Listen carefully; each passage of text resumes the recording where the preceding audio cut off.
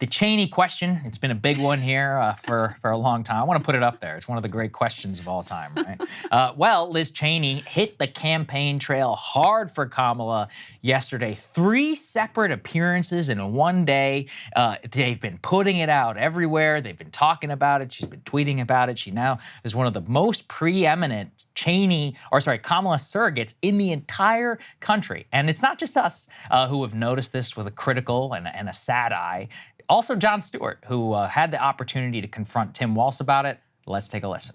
The Cheney thing, do we really have to do that?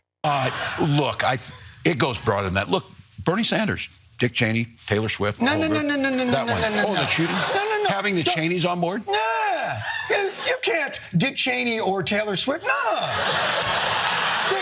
We're a big tent. What country did Taylor Swift get us to invade? No. Yeah. No, don't you think, though, that, and I do this, I believe this, there is still a core group of folks out there, you know, your point being, and not joke, the don't tread on me, the Reagan piece of this, the libertarian piece, but the constitutional piece, there are a lot of people out there. I think Liz Cheney and Dick Cheney give permission to those folks who want to find a reason to do the right thing. It doesn't mean they agree with us. We're not going to take their foreign policy decisions and discussions, you know, and implement those. We're going to take their promise? Yes, promise.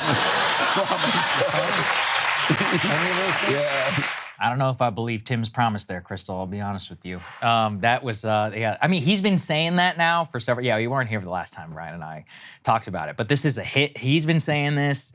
Amy Klobuchar, the whole that line of Bernie Sanders, Taylor Swift, Dick Cheney. Oh, I've been hearing it. Absolutely everywhere. You know, here's the thing. The Liz Cheney thing would be more justifiable. Dick Cheney is like. It really is like we would take the endorsement of Satan. Like, I mean, this is one of, unambiguously, in my opinion, one of the most nefarious, evil-doing characters in American political history, period.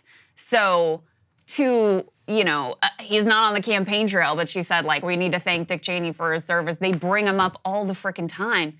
It's like, what are we doing here? Mm-hmm. And, you know, Tim Walz is laying out their theory of the case, which is like, okay, well, we think that there's some persuadable, probably mostly, you know, sort of moderate Republican women who we can still pull into the camp. Now, you may think they have already realigned, but that's actually not true. If you look at states like North Carolina in particular, Joe Biden underperformed among suburban women in North Carolina versus the rest of the country. So they feel like, you know, this is a large group. If we can pull 1 to 2 points more from this group, then that's going to make a big difference.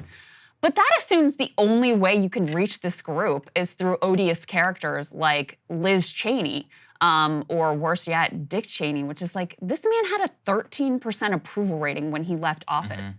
Literally, who do you think this is appealing to? Because I am not familiar with that person.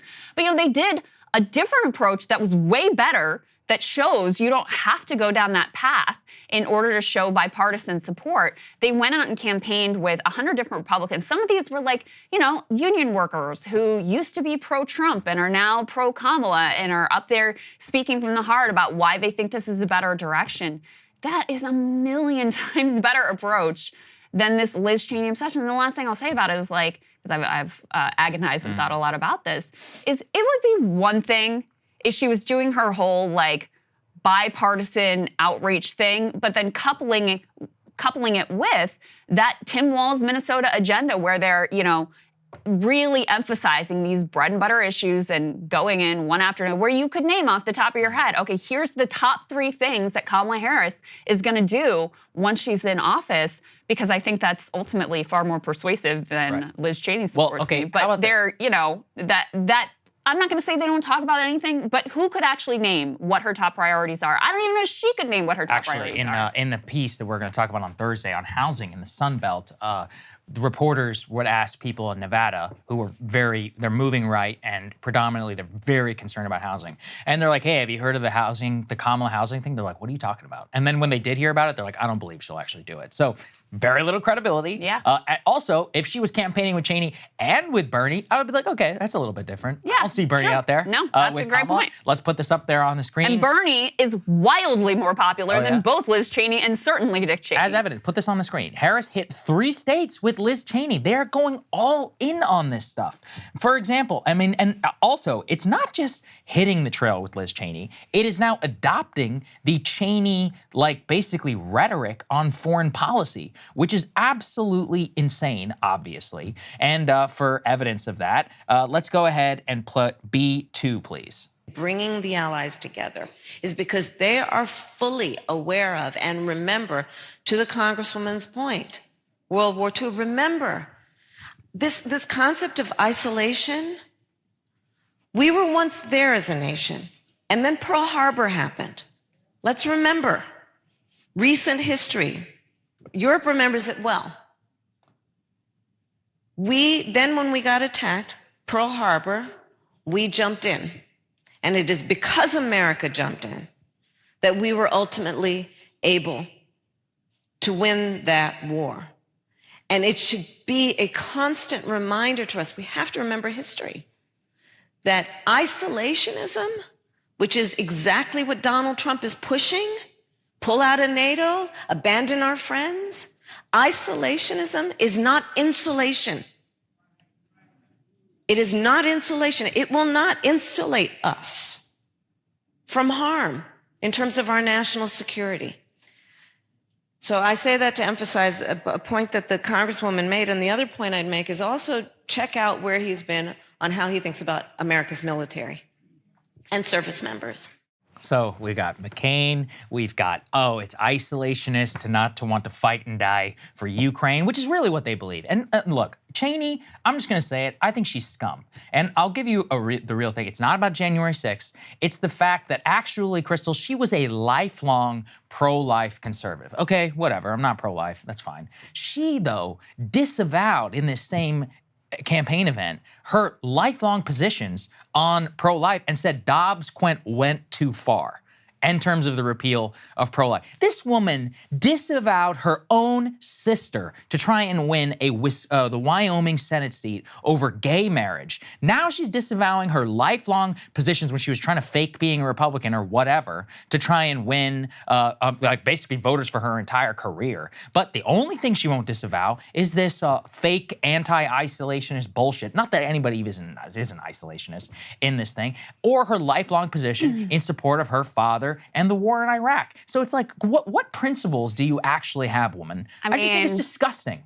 Like, is J.D. Vance scum for abandoning his lifelong commitment to pro-life issues to say, like, let's leave it to the states? That's not the same thing. Because he's How's it not the same thing? Because he supported. I'm just saying. He supported. Well, hold on a second. He supported an actual national abortion ban, as far as I remember. Correct. Then joined a ticket where he's like, okay, we're going to leave it to the states, but has never disavowed his position on being pro-life. He campaigned for the Ohio pro-life law. Liz Cheney's That's not the same thing. Liz Cheney's not saying that she's not pro-life anymore. She's doing a similar pivot to J.D. Vance of saying that Dobbs went too far. He's never said that. J.D. Vance was in support of a national abortion ban and is now no longer in support of a national abortion ban and wants to leave it to the states. So I'm just saying, that's the same thing. I'm not a big Liz Cheney fan, but I feel like there's a different standard being applied here. And I do genuinely think, she paid a major political price for bucking Donald Trump after January 6th. And I am not a Liz Cheney fan, but I think she deserves credit for that thing in particular. Going back to Kamala's comments with regard to, Trump's isolationism, it's just not even accurate. Trump is not an isolationist. This sort of plays into his false framing that he's like the anti-war candidate, which is just not true. I mean, especially when it comes to Iran, we can hear his rhetoric. He's calling for Israel to strike Iranian nuclear sites. He pulled us out of the Iranian nuclear deal. He assassinated Qasem Soleimani, risking war. His foreign policy record, there are areas of it where I definitely give him credit, but he stayed in Afghanistan and Joe Biden was the one who actually got us out. So part of why I hate this framing is because, yeah, she's positioning the Democrats as like, you know, they're the party of hawks, and Trump is the party of isolationism. It's just not even an accurate picture of reality. And then, you know, to get to more of this, it's here you are in really dire straits with Muslim American voter, with Arab American voters, and I don't think that there's a lot of people who are going to be won over by a Liz Cheney endorsement, but it definitely sends a message to a lot of voters who are disgusted with your policy in the Middle East about who has your ear and who you're listening to. You know, I still recall the fact that at the DNC, they would not allow a Palestinian American on the stage, even one who was pro-Kamala and wanted to make the case for why people should get on board with her campaign. The tent was big enough for Dick Cheney and certainly big enough for Taylor Swift, but it was not big enough for a Palestinian American. And, you know, at the end of the day, maybe it ends up not mattering. Maybe they win enough of those white suburban women voters. That's their theory of the case, that moving a couple points of them into their column, they think that's doable and they think that will be a game changer for them. But they've created tremendous risks on the other side, not just among Arab American voters, either among young voters, among a range of voters of color. And, you know, I think the data at this point proves that out. At the DNC, you know, for that point, it's not even just about the Palestinian thing. Remember in the DNC platform that they disavowed the Iranian nuclear deal, and Kamala has now said that Iran is the greatest threat that the United States faces. So, okay, that's a little bit ridiculous. To return to the Cheney thing, though, one of the reasons that I think it is incredibly different is that, A, she's actually campaigning for a literal president who wants to codify Roe versus Wade. So there's that. But two is that if you look at the stringent nature of her positions in the past, in which she was literally willing to disavow her own family members, it does tell me that war and commitment to whatever this fake democracy thing, which happens to help war, and the at the very least, like help the neoconservative agenda, which is really what I think she cares the most about, is the preeminent value to her. That is fine. I actually am fine with that. But you can't be talking and disavowing your own sister, spend a lifelong representative of Wyoming,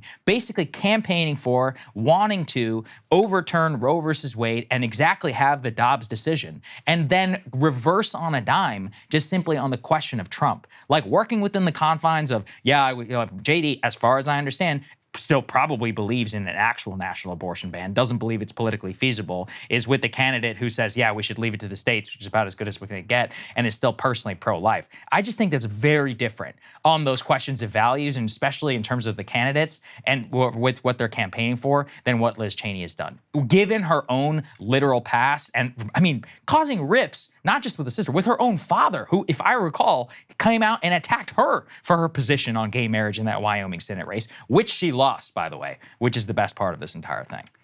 And look, I'm not just the one saying it. It's a lot of the pro-life people are the ones who are the most upset. Again, I'm not even pro-life. I don't care.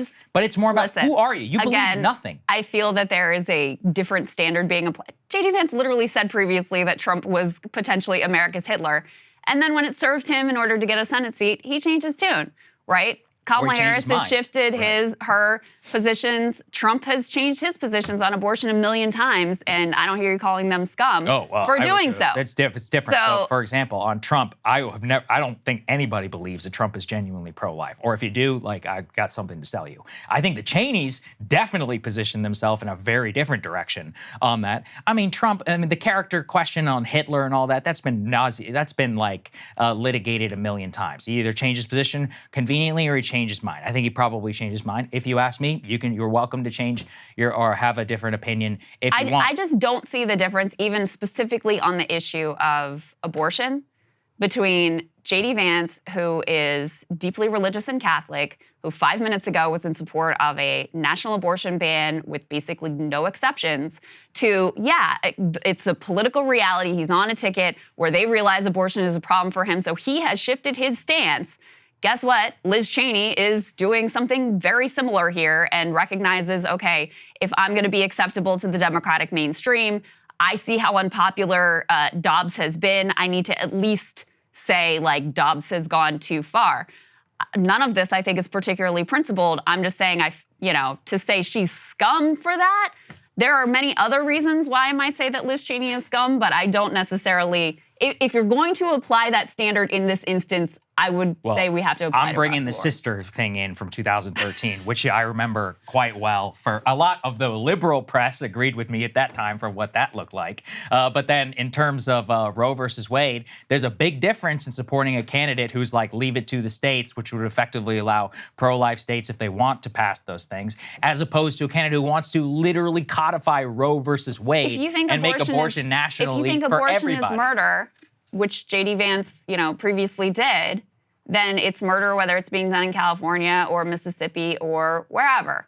So in any case, there have been a lot of politicians who have conveniently shifted their position on the issue of abortion post-Dobbs because they recognize how wildly unpopular the previous position of the Republican Party was, and Liz Cheney happens to be among those people. I think it's a little bit different, but I guess we'll just agree on that one, or disagree on that one. Hey, if you like that video, hit the like button or leave a comment below. It really helps get the show to more people. And if you'd like to get the full show ad-free and in your inbox every morning, you can sign up at breakingpoints.com. That's right. Get the full show, help support the future of independent media at breakingpoints.com.